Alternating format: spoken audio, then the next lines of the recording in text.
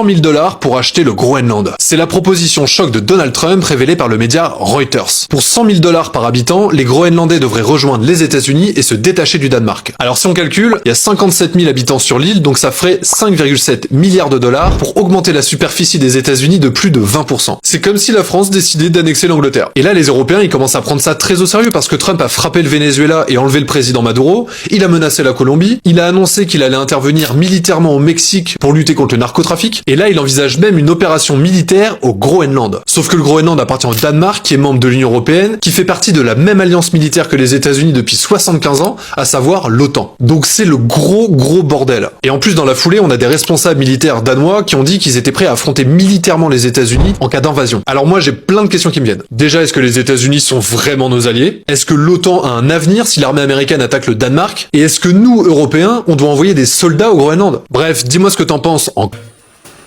Dans ce monde-là, les plus faibles vont disparaître. Comme Traoré l'a dit, il n'y a pas, même dans la vie quotidienne, là, vous voyez ce qui se passe, la justice, non, la justice, voilà, là où on juge les gens, là. Vous voyez comment ça se passe là-bas. Si c'est Traoré qui est venu changer les méthodes qui s'appliquent dans leur justice, là, vous voyez comment ça se passe, non? On ne fait que regarder la personnalité de l'homme, quoi, avant de lui juger, quoi. Vous voyez un peu?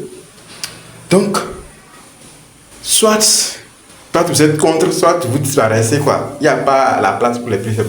La guerre qui veut venir en Afrique, là, en tout cas, prions Dieu que cela n'arrive. Mais la guerre qui veut venir en Afrique, ici, là, la guerre qu'on veut amener ici, là, Trump veut faire en sorte que ils veulent amener la guerre en Afrique ici, de sorte que la manière dont ils ont bombardé l'Ukraine là, que ce soit en Afrique ici, quoi. Mais je ne sais pas. Moi, je félicite au nom de Dieu. Moi, je félicite. C'est comment ça s'est passé et ça fait que la guerre est tombée en Ukraine et c'est là-bas, ça se bombarde entre eux là-bas et entre eux les blancs. C'est là, moi, je dis l'Afrique. Le Dieu qui protège l'Afrique là, il est comme ça. Sinon, nous n'avons pas de force, mais aucun bombe n'est jamais tombé en Afrique ici. Vous voyez comment ça se passe, non? Aucun bombe n'est jamais tombé ici en Afrique. C'est que ça entend de ce que les Blancs ont lancé une bombe qui est venu bombarder, qui est venu tuer les Africains.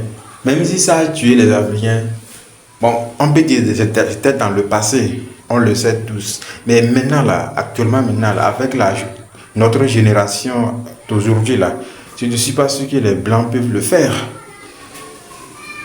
Non seulement nous avons des ancêtres qui nous protègent, nous avons aussi le courage de dire non.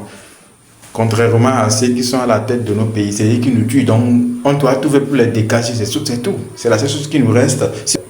C'est les balayer de là. Ça va passer, ça va aller.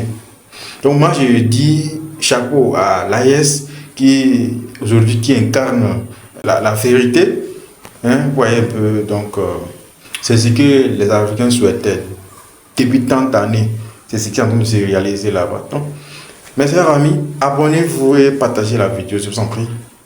Moi, mon nom c'est Alex.